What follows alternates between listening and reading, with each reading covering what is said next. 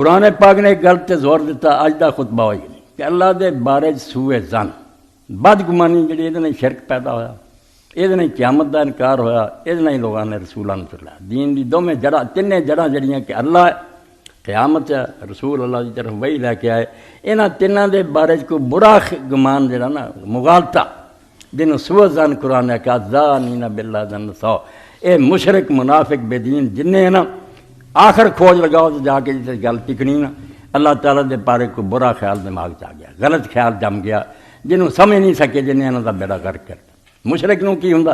وہ دل سے گل بہ جاندی رب بہت دور ہے،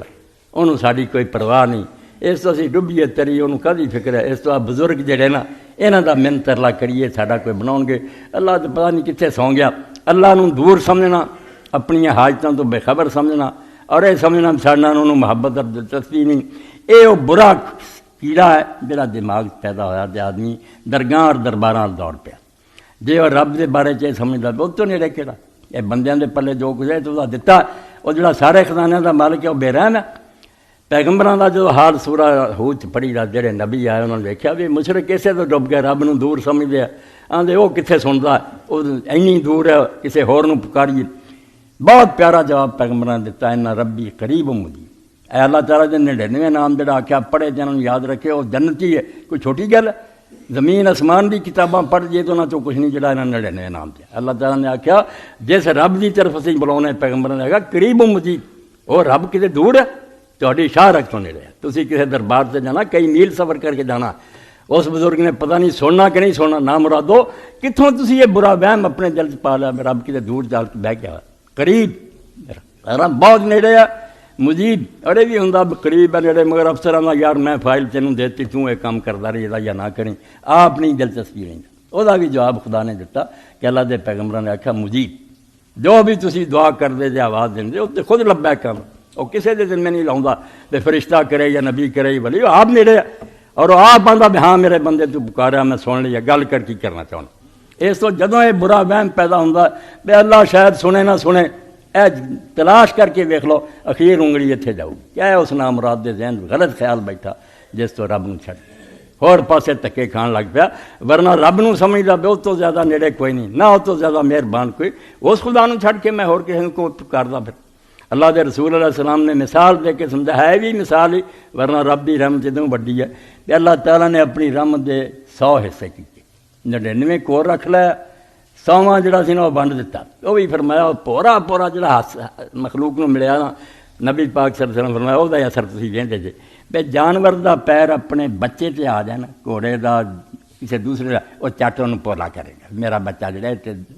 نہ دبا پوے، فرمایا اس 100ویں حصے دا اثر ہے کہ ہر پرندہ تک بھی جڑا نا اپنے بچہ نہ اتنی شفقت کر رہا تے جے کوئی 99 باقی ہے۔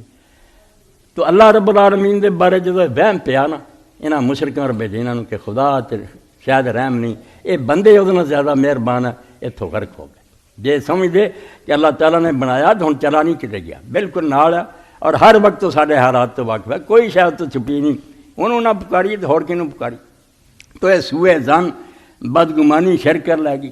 اسے نے قیامت کا انکار کراتا۔ قیامت کی ہے کہ جب آدمی سمجھتا دنیا بنائی ہے رب نے، اتنے ظلم ہو رہا ہے، نیکیاں ہو رہی ہیں، نہ نیکاں نوں کوئی انہیں پھل دینا نہ بداں نوں کوئی سزا دینی، خدا دے بارے چ برا گمان کیوں ایک لاپرواہ حاکم ہے جڑا دنیا بنا کے انہیر مچیا، کتے قتل ہو رہا ہے، کتے ڈاکے وہ سو رہا، انہیں کدی کوئی نوٹس ہی نہیں لینا، اس تو بڑا برا گمان کوئی نہیں۔ یہو جی حکومت دنیا چ ہوئے اسی انہوں آنے اندھیر نگری چوپٹ راجا